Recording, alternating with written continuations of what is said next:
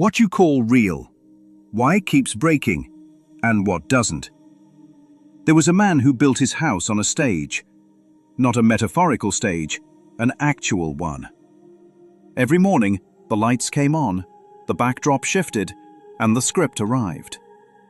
Some days the set looked like a courtroom, other days a church, sometimes a battlefield, sometimes a bedroom.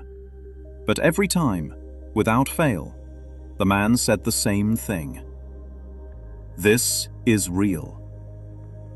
When the courtroom appeared, the verdict felt real. When the church appeared, the doctrine felt real. When the relationship appeared, the love, the loss, the tension, all of it felt real. And because it felt real, he defended it. He argued for it, protected it, feared losing it, grieved when it changed. But one day, something slipped. Not the set, not the script, not the lighting. Him. He forgot his line. Just for a second, the words didn't come. And in that gap, something strange happened. The courtroom didn't disappear, but the authority behind it did. The church didn't collapse, but the certainty inside it loosened.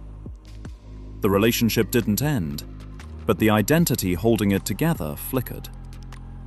Nothing outside changed, but something underneath stopped agreeing. And that's when the question finally surfaced. Not, is this real? But, what made it feel real in the first place? Because up until that moment, real had meant consistent, repeatable, shared, measurable, emotional. But all of those had something in common. They changed. They depended on conditions. They required agreement, perception, interpretation. And if something requires all of that, then it's not standing on its own. It's being held up. That's the part nobody slows down to see. Real gets used like a stamp, but it's actually a contract, a silent agreement between a mind and what it's willing to accept as stable. So when someone says, "This is real," what they're really saying is, "This is the frame I'm using." And once the frame is chosen, everything inside it must obey. That's why it feels so convincing. Not because it's unchangeable, but because the frame filters out anything that would expose that it is.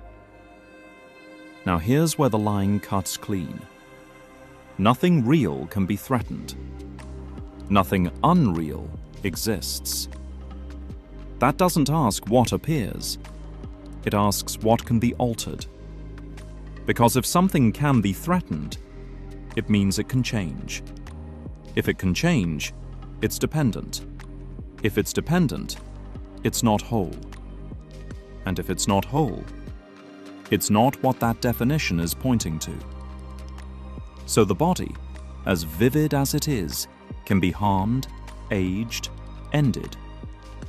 The world, as detailed as it is, can be built, destroyed, reinterpreted. Even identity, as personal as it feels, shifts depending on the script. All of it lives in change. And anything in change cannot meet the standard of what cannot be threatened. That's where the tension comes from. Calling something real because it's experienced, then expecting it to be unbreakable. That mismatch creates fear, because now something that can change is being asked not to. It creates defense, because something unstable is being protected like it's permanent. It creates attachment, because identity starts wrapping itself around what was never fixed to begin with. So the man on the stage wasn't wrong for feeling it. He was just using the wrong definition. He thought real meant vivid. But vivid isn't the same as unchangeable. He thought real meant shared. But shared isn't the same as eternal. He thought real meant measurable. But measurable isn't the same as whole. And the moment that distinction becomes clear, something shifts without needing anything else to change. The stage can stay. The script can continue. The roles can play out.